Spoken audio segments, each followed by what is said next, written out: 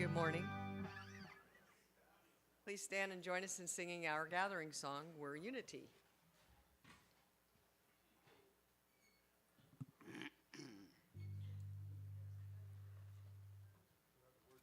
I know, I was just waiting. Oh. No, it's broken. It's not working. Oh, it's not working? It's not working. All right, so just make up your own words. Heck yeah. Ready? 1, 2, 1, 2, 3, 4.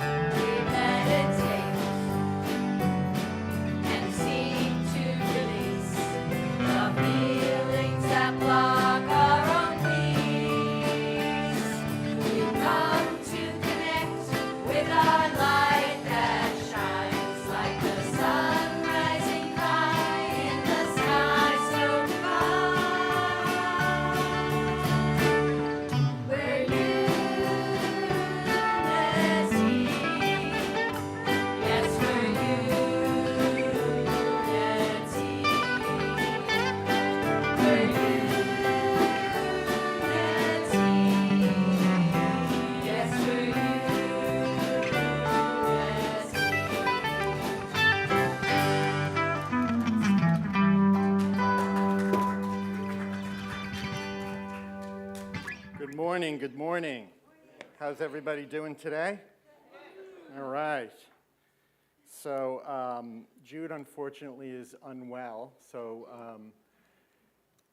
she's asked myself and John Pt.2 to jump in at short notice, so here we are. Unfortunately, we're having issues with the monitors today because when it rains, it pours. And so I apologize for that, but we'll do the best we can. So I want to welcome everyone to our Sunday morning service. Welcome everybody who's watching on YouTube and Facebook. I'm Dave. I'm a member of your board of directors, and I'm happy you're all here today. Today we also want to welcome and thank John Pt.2, who jumped in at short notice. Thank you, John. John shares the Light on the Path on Saturday evenings at 5 p.m. and also hosts a Course in Miracles group, which meets every Monday night at 7:15 here in the sanctuary. So we're blessed to welcome John to our 10:30 service. And as always, we have with us the Joyful Noise Band and Choir with special music today featuring Rick Powers. Who has a very snazzy shirt on, I might add.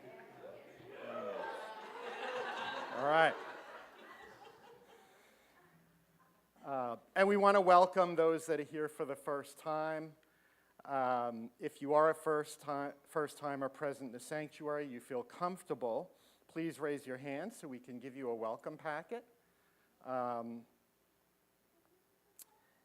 There's information in there about our Unity Community Center. There's a prayer request form. There's also a form in the packet if you fill it out and bring it to the welcome podium. We'll put you on our newsletter list, and we'll give you a gift. And we invite you to gather with us in the kitchen and on the patio for some treats and conversation after service. If you're online, we'd like to welcome you as well if you're a first-timer, and if you'd like to receive a welcome packet, we can send one to you if you email admin@unityofstewart.org. I'll put that right up there.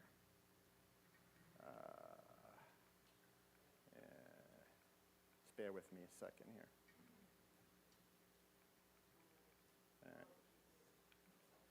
All right.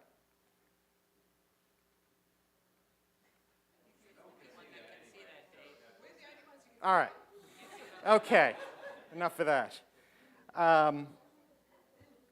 If you haven't raised your hand or you'd like to share a welcome packet with a friend, you can find them. They're on the table inside the sanctuary doors or by the front door as you leave today. We'd like everybody to know that Unity of Stewart is a welcoming, affirming, positive path of spirituality. All are welcome here, no exceptions. Our boardie of the day is Peter Keelan. If you have any questions about Unity, you can ask Pete, and if he doesn't have the answer, he can direct you to somebody who will. Our prayer chaplain today is Nancy Bach, and our prayer chaplains, right. And our prayer chaplains hold our ministry in prayer and are available to pray with you directly after the service. If you have a prayer need, joy, or a challenge, our prayer chaplains are here to pray with you and to hold your prayer in the highest confidence. You can also place a prayer intention in our prayer box in the foyer. The foyer, I should say. I like that word. The foyer. And if you'd like to send in a prayer, you can send it to prayer@unityofstewart.org, or you can call Silent Unity and do a prayer request that way. All right. Are there any announcements from the, if you'd like to join our Joyful Noise Choir, Doreen, would you like to announce that? We have our rehearsals for the choir at 6 o'clock on Tuesdays, and we would welcome you. We have a small but mighty group here. They don't bite. While I'm up here, I'll announce too, on August 14th, we'll be doing our next coffee house concert. But it's going to be a little different. We're calling it the Solo Duo Spotlight, where each one of us will perform 2 songs, either with another band member or by ourselves.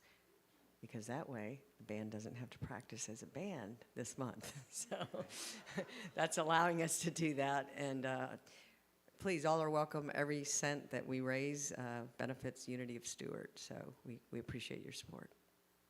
Thanks, Doreen.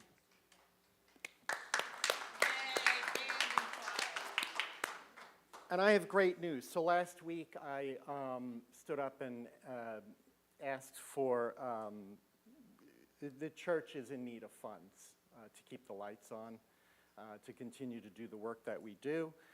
So I made a special request last week about that.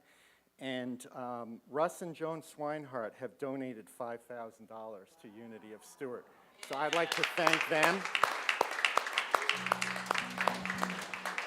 for stepping up. And the fund keeps our lights on, our doors open, staff supported, and it's the fuel behind everything we do here at Unity, from Sunday services to the programs that we do to connect with the community.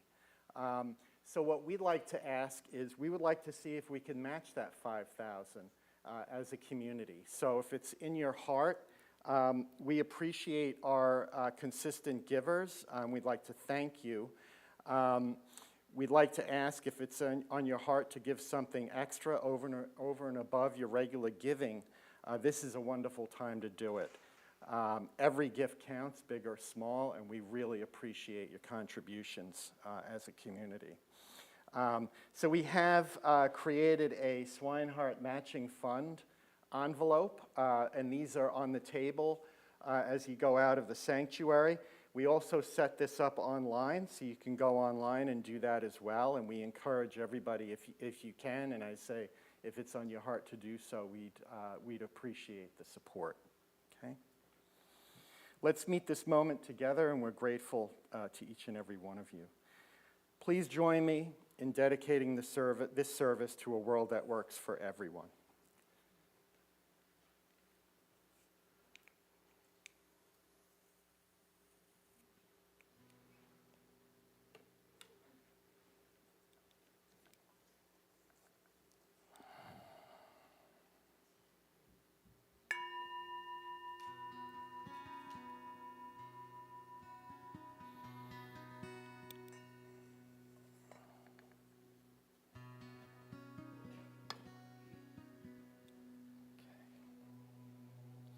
In divine presence, I am guided. Divine guidance is not only found in burning bushes or mind-blowing revelations. More often, it arrives as gentle nudges, subtle enough to overlook, ordinary enough to dismiss. Yet these quiet signals are holy too. A craving for sweetness, a need for fresh air, a muscle that tightens or relaxes, all can be taken as cues to care for body and soul. As I become more present to the fullness of my humanity, my senses, intuition, inner knowing, I recognize guidance as ever-flowing. It invites a restorative resting of mind and heart. It is an alert stillness that listens, a receptive openness where clarity emerges and gentle direction unfolds. I trust the quiet impulses that draw me forward, allowing the simplest moments to lead me toward my soul's fulfillment with ease. And today's affirmation is, in divine presence, I am guided. In divine presence, I am guided. So let's repeat that together.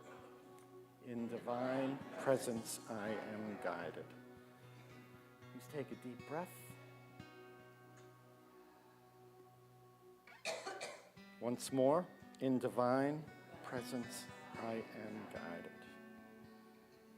Okay, as we prepare for meditation, let's sing. We're actually change the order. So we're having the lesson first, and then we'll do meditation after. Special music first. Hot off the press. Hot off the press.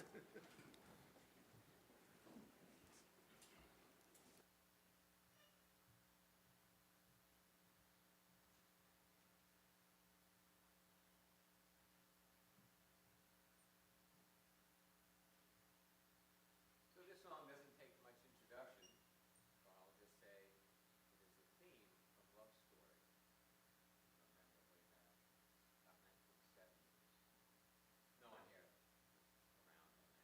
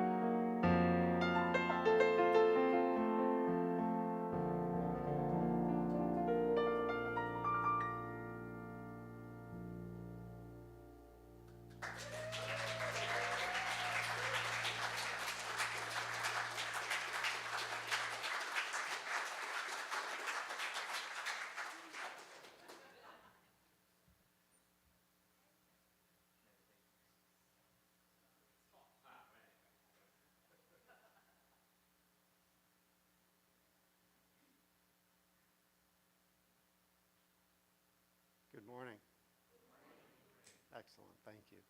Can you hear me? Yes, okay. Well, it wasn't planned, but from listening deeply to what you were expressing, it reminds me of a story of Beethoven. A woman came to him and she had lost a child, and he just said, sit down and take it in. And he played this piece of music. And when it was over, she told a friend, he told me everything I needed to know, and my problems were solved. And so this is the beauty of the music. It can carry us into the invisible. And this is what we're going to be talking about today, being open to this invisible music that's playing all the time.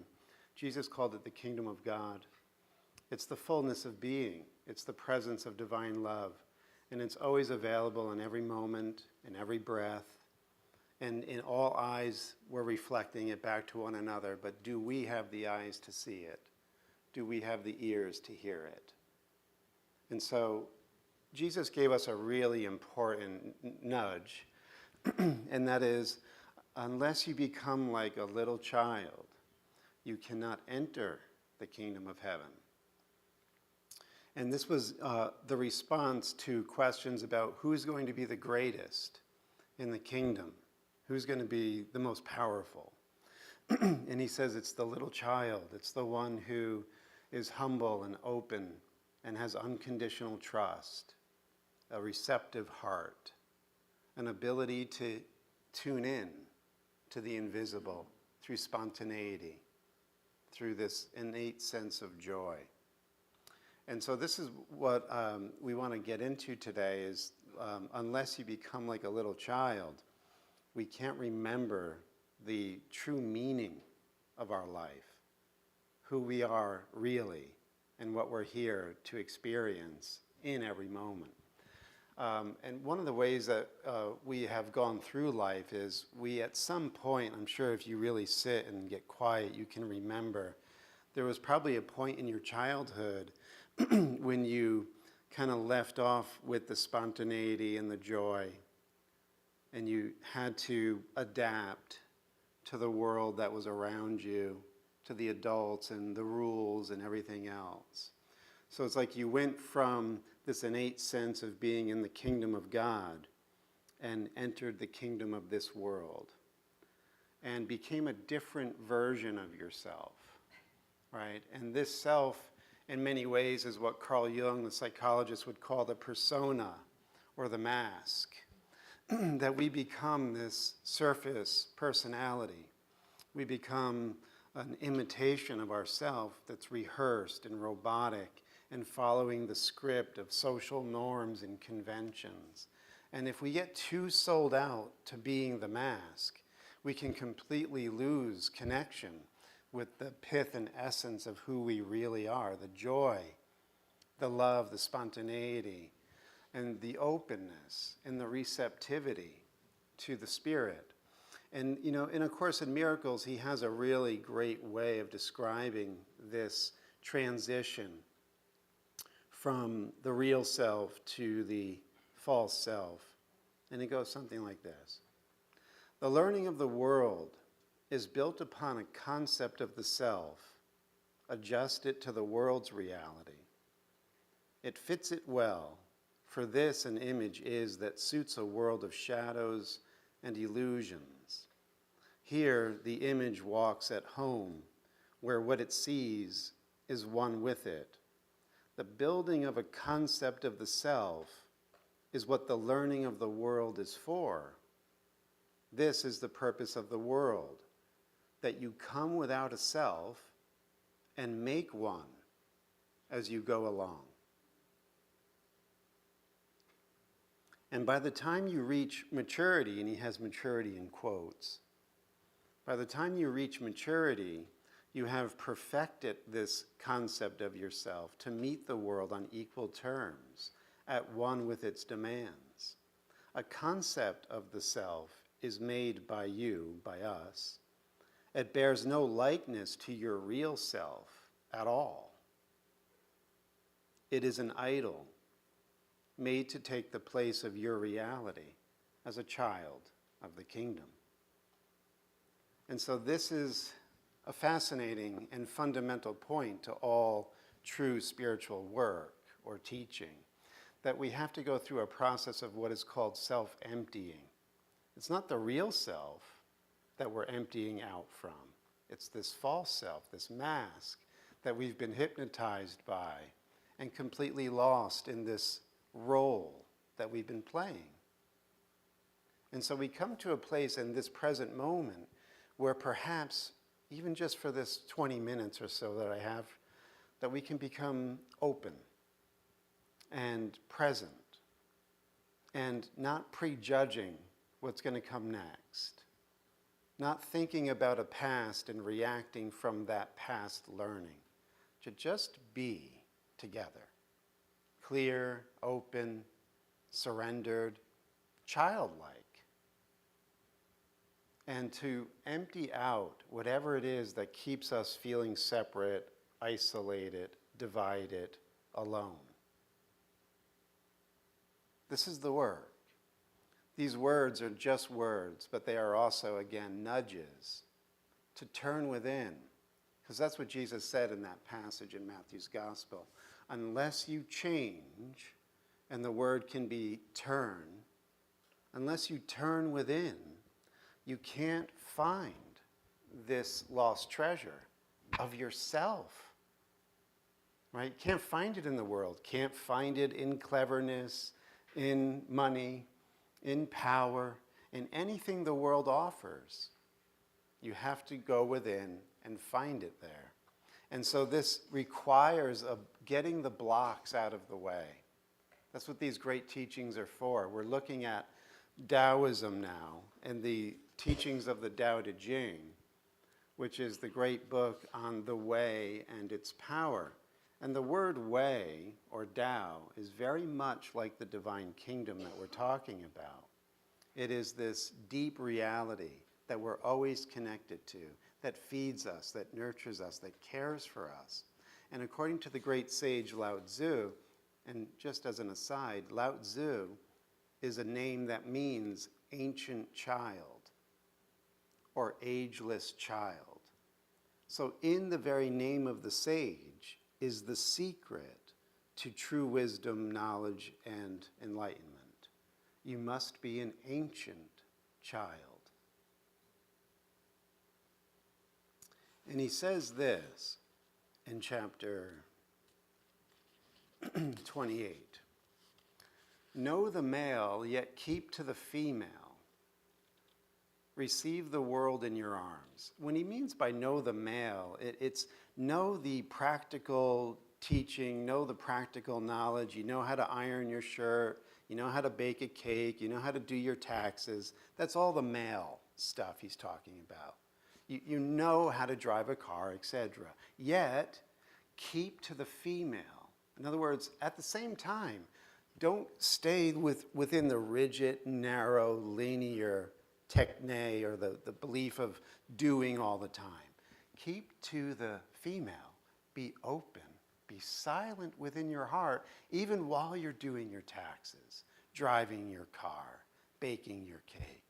Know the male, yet keep or stay or be anchored in the quietude, the openness, the receptivity, the vastness of your childlike heart, the female.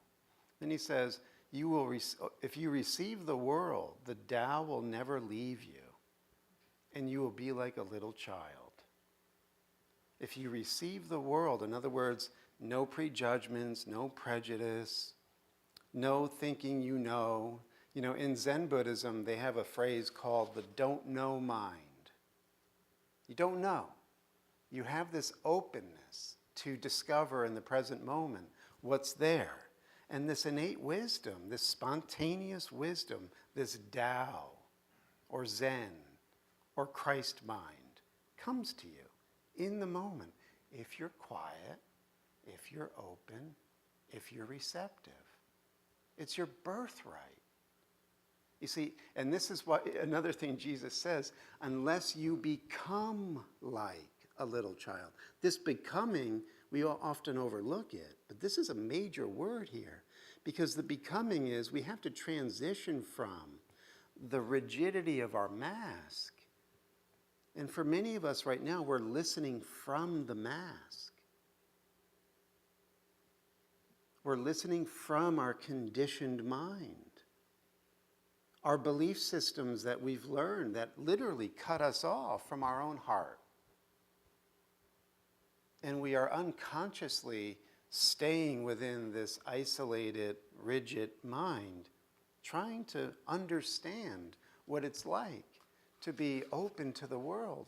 We would have to become this, which means we have to go through this process of letting go of what we're not, of what's holding us back from becoming like this open little child.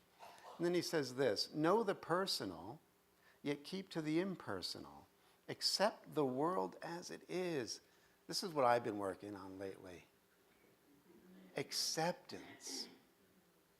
Acceptance not only for, the culture wars and all that's going on with the crazy politics and all that stuff, but accepting the real dark challenges of my life, my existential fears, my survival instincts that are kicking in when I don't think I'm going to have enough, when I'm not going to be able to pay my bills anymore. What's going to happen then? Like acceptance of that, like open to that. And this is, again, one of the markers of a childlike trust, unconditional trust. If you set your foot on the path to wake up and enter the kingdom, you're no longer alone, I can assure you of that. The Holy Spirit meets you wherever you are, in whatever way you need to be met. Like it was beautifully said, nudges, little urges, little thoughts. These are the ways that the Spirit will speak to our heart. But you're never alone. And when you really are in a bind and it's the 11th hour and somehow things get handled, you begin to realize there is something here. There is a greater power. And I could trust it for this and that and what's to come. So acceptance is huge. And one of the ways that we have this ability to open to the provision of God is that we accept everyone as they are. That's a challenge. Accepting everyone as they are is like, when you were a 5-year-old kid and you would your mom or dad would leave you at the door of kindergarten, you'd run to the rug or whatever, right? There's always that big rug. And what's your name? And you want to play? And there was no other thought. You want to play? And it's like everyone got along. There were no divisions. There were no colors of skin.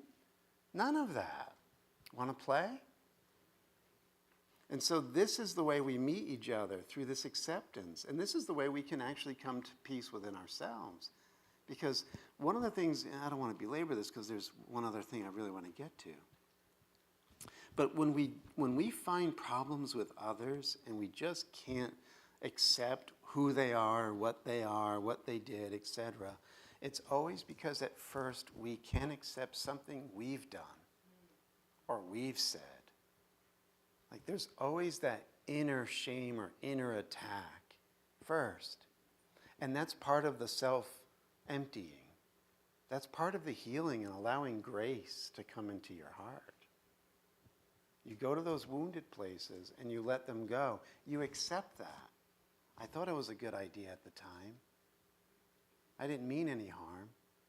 And when you can allow the acceptance to fill that wound, then you can actually have compassion on someone else.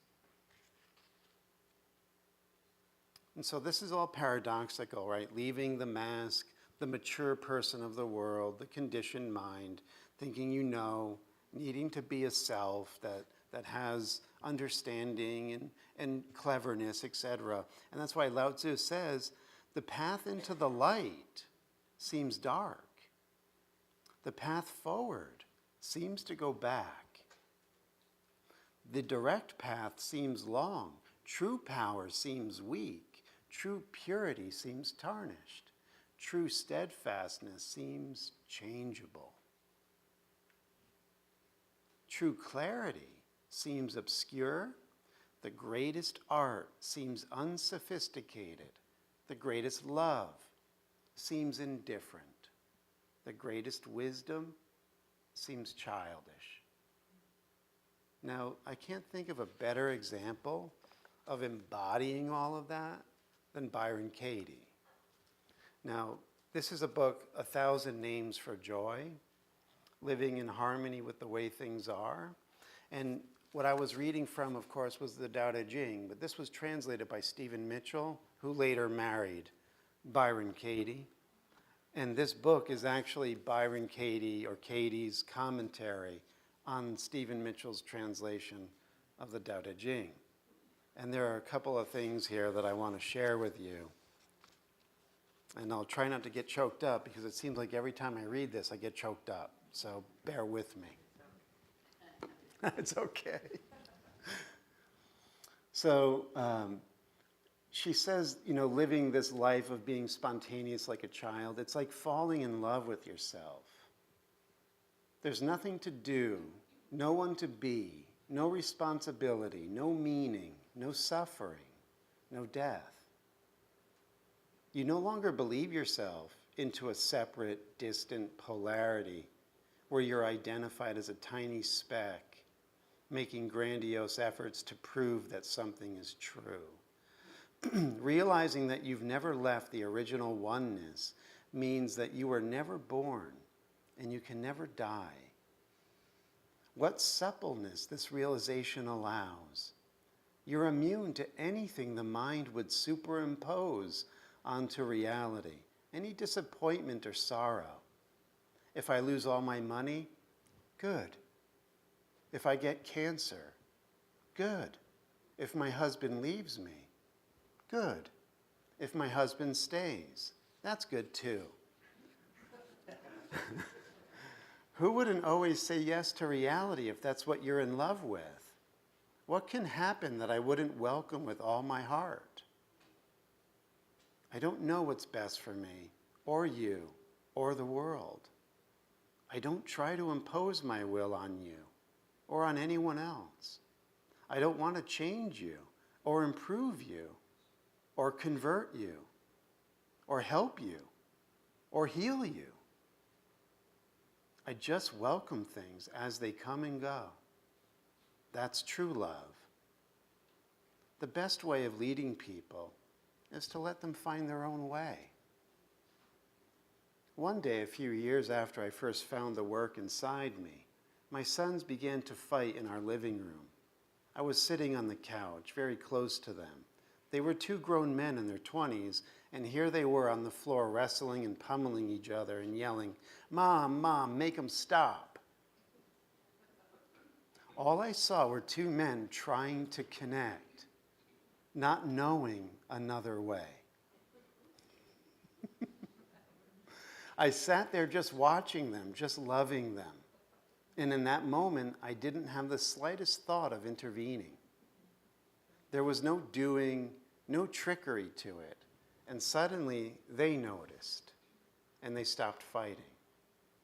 I loved that they found their own solution. That was the last time they ever fought. See, that's power. It's empty of your false self, so true power can flow through you in love. And that's the transforming agent. The love that you allow to flow through you. Now there's one more. So she does this one-on-one work of opening people to their childlike connection to life, right? When I'm working with someone, I don't think about the outcome. I'm not concerned with whether you're taking it in or how deep your insight is, or what you do with it, or how far you go with it, or whether you're in total resistance or have a major awakening. What I care about is what you care about. If your answers are shallow and limited, that's all right with me, because I see that's all the depth that's required in your world right now. If you seem to make no headway whatsoever, I understand that the illusion you're holding on to is precious for you. And if you want to keep it, that's what I want. Or if on the contrary, The bottom falls out as you're answering the questions, and everything you thought you knew drops away, and you fall into the abyss of reality. I love that you've given that to yourself. I love the polarity you've entered, the don't know mind, where everything is surprising, fresh and brilliant, and you're like a child discovering life for the first time. But that isn't my preference unless it's yours. Why would I want to take your world from you, even if I could? Nothing comes ahead of its time. So that's also the beauty of being spontaneous and open. There's no agenda. You're not forcing an outcome on anything. And then you're being led and guided by this deeper wisdom or Tao. Right? It's working through you. She says this, we're all children, even the wisest of us. We're all 5-year-olds just learning how to do this thing called life. When someone calls me wise, I laugh at the thought of living so small. Infinite mind always leaps ahead of itself, leaving the world in the dust. It always exceeds its own genius. It's a child and it's ageless.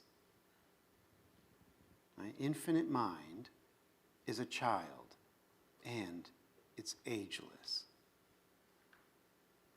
It lives in the unknown. It thrives on the unknown. That's its nourishment and its delight. That's the place where its creative power is free, totally open. This instant, not in a future. There is no future. The future is going to be this instant. Now here's where I might get choked up. A man with Down syndrome comes up to me as I sign books after reading at a bookstore. He has a huge waist and a small, almost conical head. His tongue is hanging out of his mouth like a dog's. His hands and his arms flail around. His eyes wander. I can't help falling in love with him. His authenticity, the beautiful way of it. It's clear that he wants me to come close to him. I'm being invited into his world. Hello, he says. My name is Bob. He speaks very slowly, slurs his words, drools. I accept the invitation and move close to him. We put our foreheads together. His eyes meet mine, then dart here and there. I look straight into them and wait for them to return. And out of nowhere, his arms reach around me and pull my cheek to his lips, and he kisses me with a small grunting sound. There are no words for this generosity. The moment goes on and on. He seems to know what I know, that he is the light of my life. My world, my everything.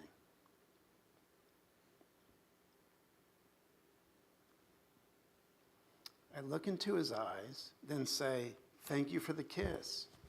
And I notice how adequate my thank you is. The experience of love is vast and all-consuming. How could a simple thank you be enough? Yet it is. Even when you're totally consumed by love, thank you is all that's necessary. How am I going to leave the love of my life? I hear myself say, goodbye, Bob. I love you.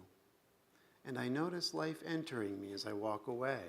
The people, the walls, the doorway. Life continues to flow into me, just as that dear man flowed in. Every step is where I am, even though it appears that I'm moving. How wonderful not to need the world, not to go out toward it, but always to allow it to meet and enter me.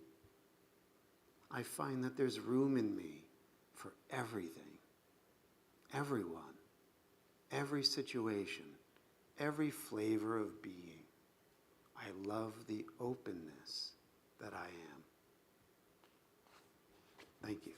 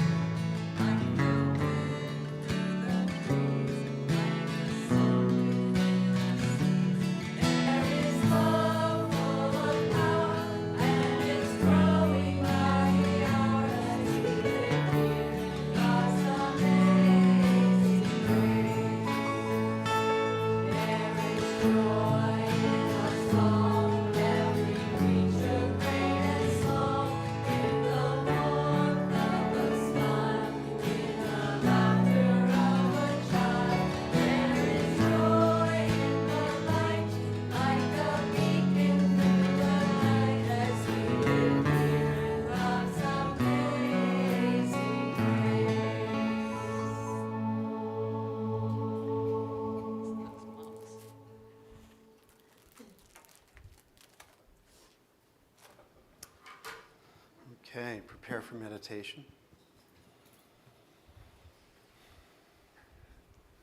Just become present to your breath as it flows in and flows out.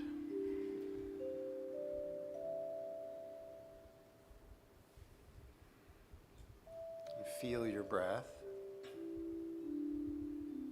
how precious every inhale and exhale.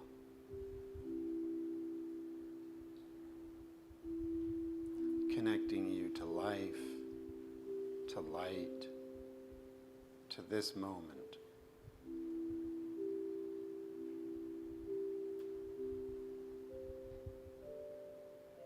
Just be with the breath, nothing else. Dive into it. Melt and become the breath.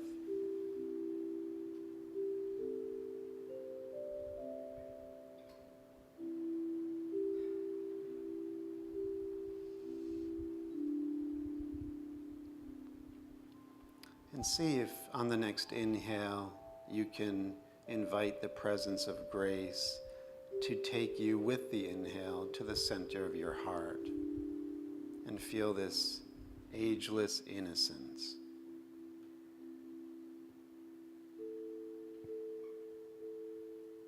And on the exhale, allow that innocence and joy to radiate out from you with the exhale, giving it to all. Inhale grace and touch the face of innocence within you.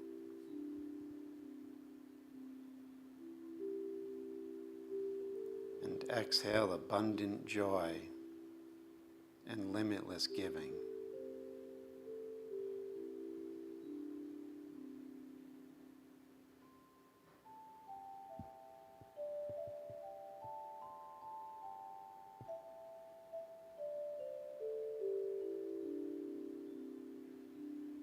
And notice how when you give, the experience of grace becomes stronger, the presence of innocence within the heart brighter, more felt, and then you give it away in greater measure on the exhale.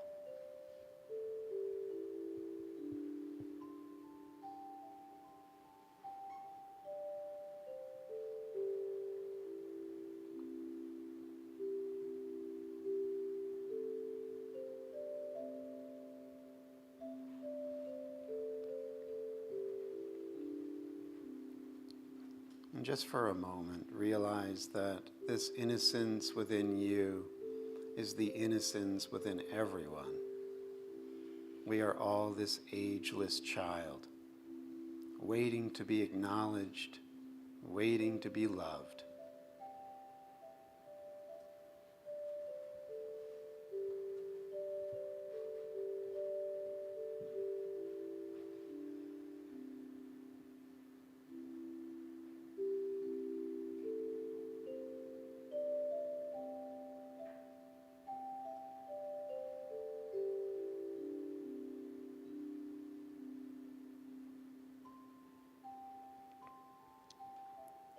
And for the final few breaths, just feel the oneness between us, through us, beyond us, radiating like an invisible sun.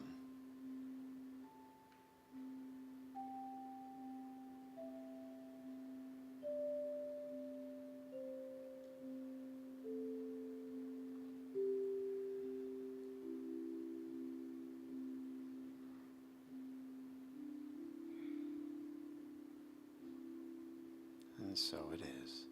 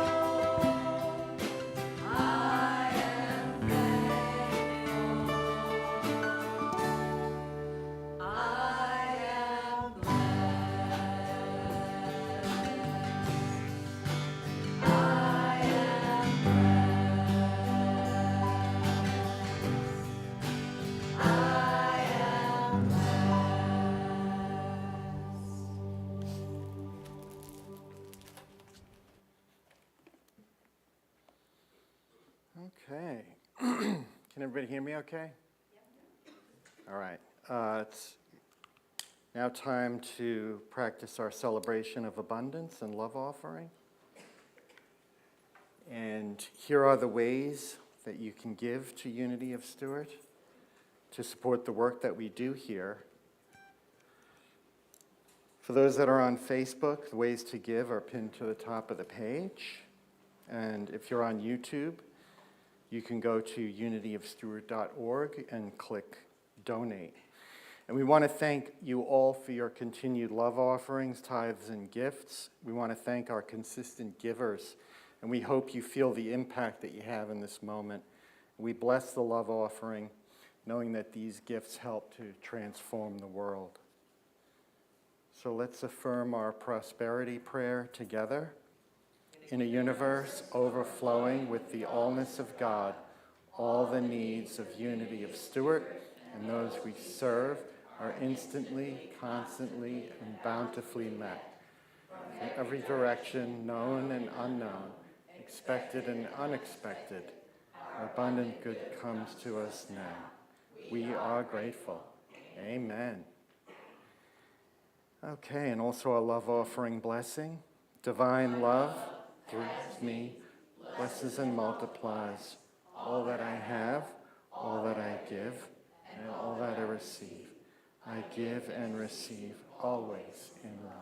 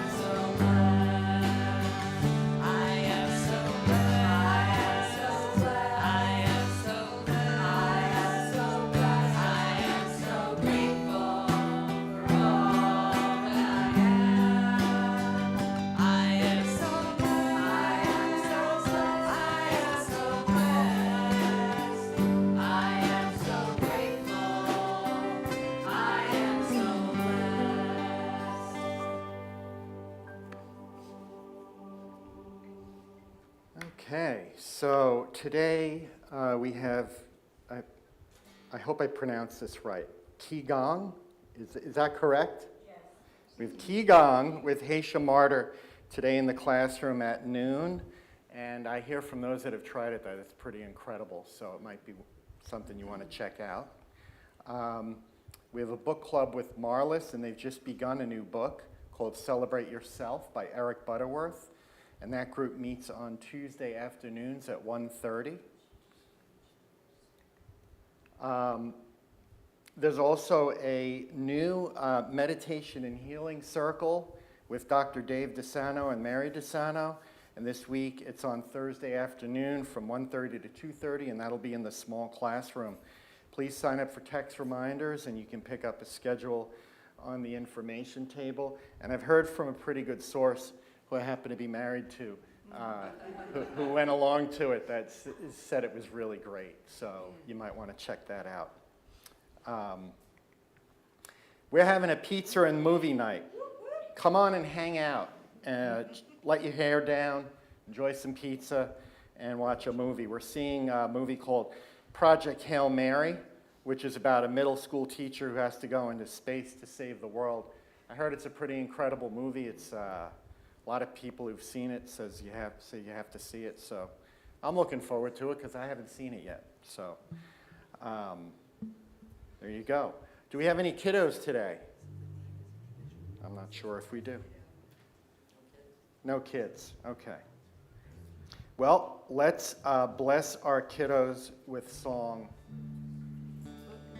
Wait, I see some action out there. I see some activity outside. Is there kiddos out there? I think hey, let's sing them in.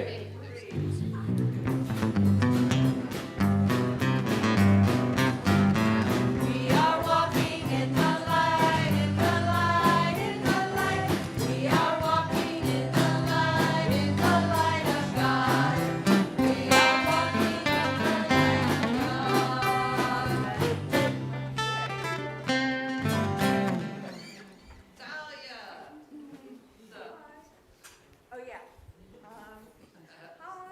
just me and Dahlia today. Yay. But part of our every Sunday routine is we have our prayer and prana where we breathe in and out some words of power. And our really common ones are peace, love, and joy, but we have other ones. And today we did a meditative art piece on the words of power that really resonate with us. So a collage well, first you break the paper into some pieces. I did mine as more viney shapes. Dolly's, as you can see, there's like waves and swirls. And as you do that, you sort of think about the words of power you need in your life, and you can write them down or just draw pictures. It was really open. You have to do it how it feels best. And that way, too, next time we do our breathing in our words of power during our prayer and prana, or just everyday life type of stuff, when you're like, man, I need some joy right now, you can sort of think back to, what brings you joy. I drew my own face on it because my middle name's Joy. But, and just energy, out. But, yeah, that's what we did today. All right.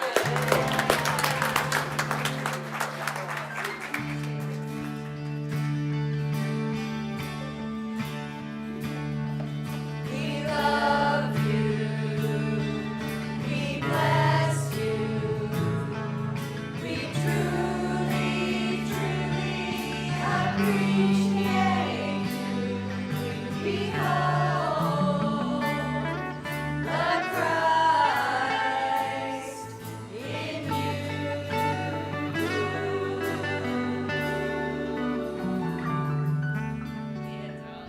All right, let's close with the prayer for protection and the peace song. The light of God surrounds us. I am light. The love of God enfolds us. I am love. The power of God protects us. I am power. The presence